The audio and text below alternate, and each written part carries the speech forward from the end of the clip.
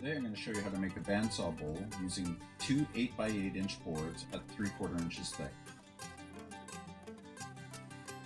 The first step is to tape your two boards together using indoor carpet tape, cutting out the spiral pattern, and then using spray adhesive to attach the spiral pattern to your blocks of wood.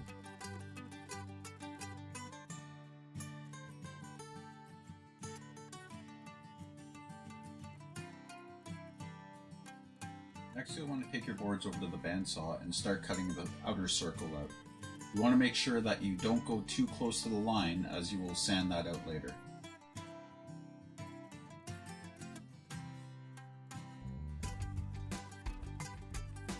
Once you've got it cut out, you'll want to sand to the line, and if you have a disc sander, this will make your life a lot easier. You'll also want to do a little finish sanding on the edges to remove any marks that the disc sander may have left behind. I've gone ahead and added cut lines to the outer circle and the spiral so you can ignore this step.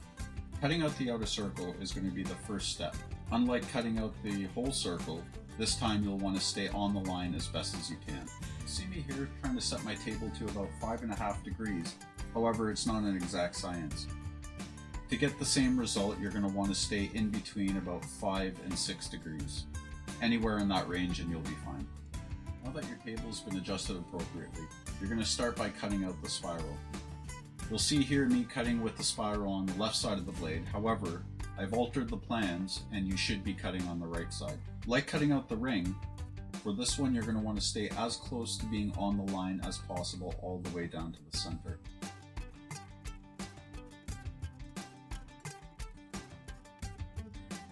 Now you'll have to glue these two pieces back together again.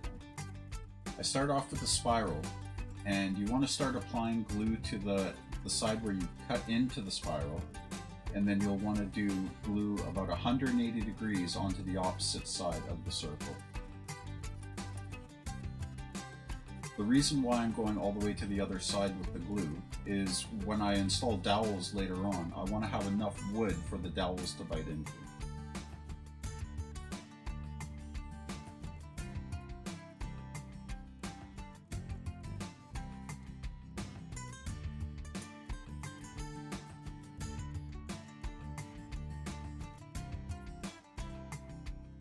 I'm going to take the outer ring to the disc sander and to the drill press sander just to get rid of the bandsaw marks.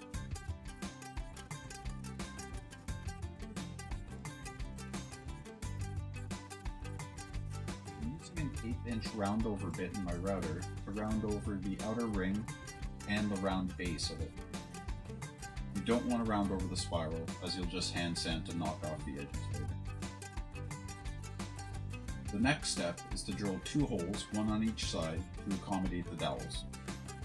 I'm just adding a little wedge here to tightly press the spiral into the outer ring before I drill.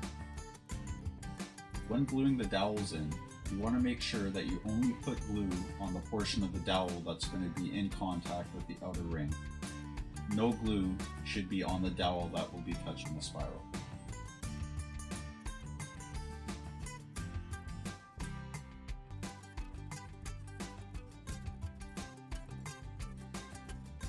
You'll want to extend the bowl as far as you can without putting too much force on it.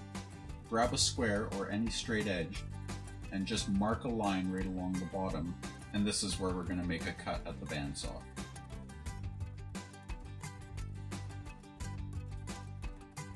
A little bit of sanding just to get the bandsaw marks off and get them perfectly flat. Now you'll want to glue the little piece that you just cut off onto the round base.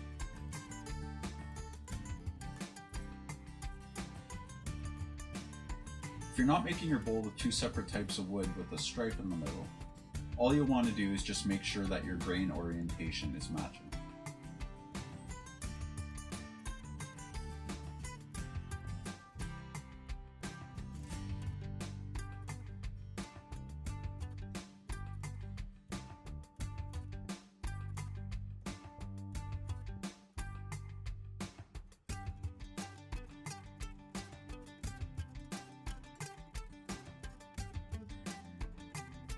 All that you've got left now before finishing is just sanding. After you've hit all the flat spots with an orbital sander, You'll want to extend the bowl and just take a sheet of paper and knock off the edges on the inside and the outside of the bowl itself. I'm just using a homemade Danish oil that I've made myself. However, I'm sure you could use a lacquer or spray polyurethane or anything like that. If you're going to go the spray route, just make sure you do thin, even coats.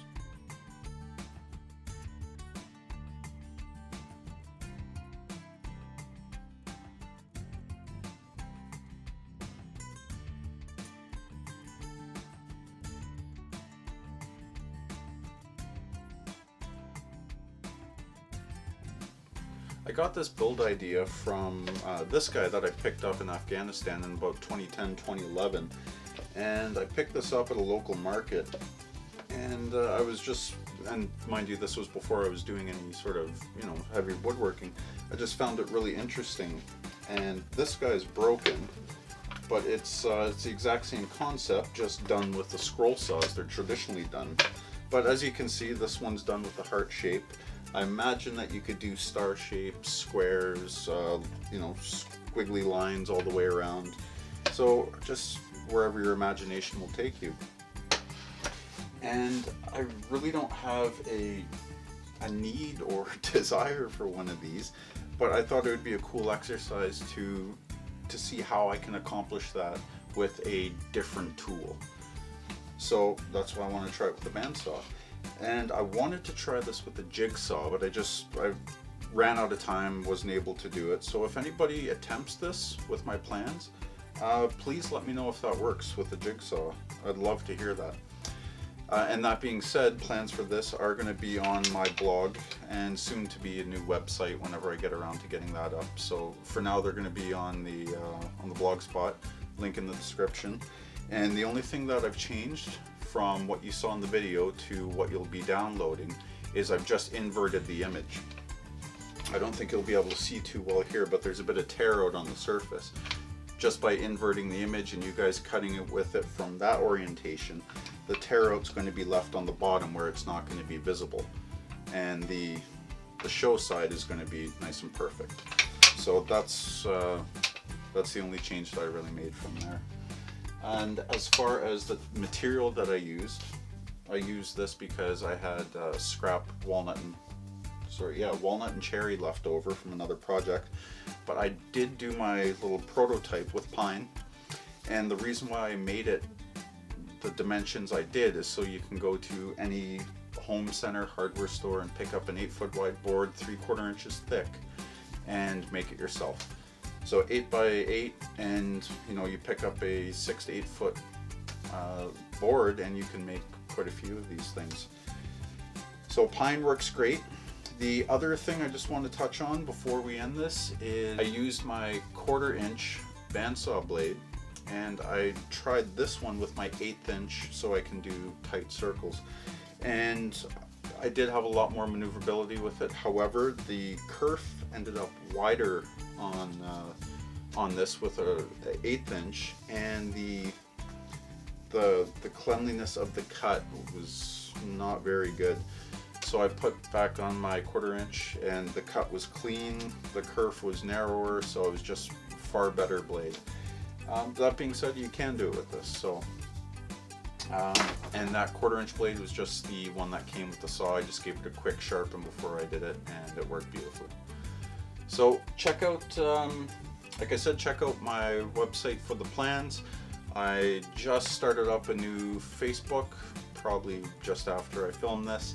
So head over there. I'm probably going to, geez, I don't know how I'm going to do it yet. Between that and my Instagram, I'm going to have kind of sneak peeks on projects I'm going to be doing on one of them, and then I got to figure it out. So just head over there, and I'm going to get the ball rolling with that, and we'll see you with the next project.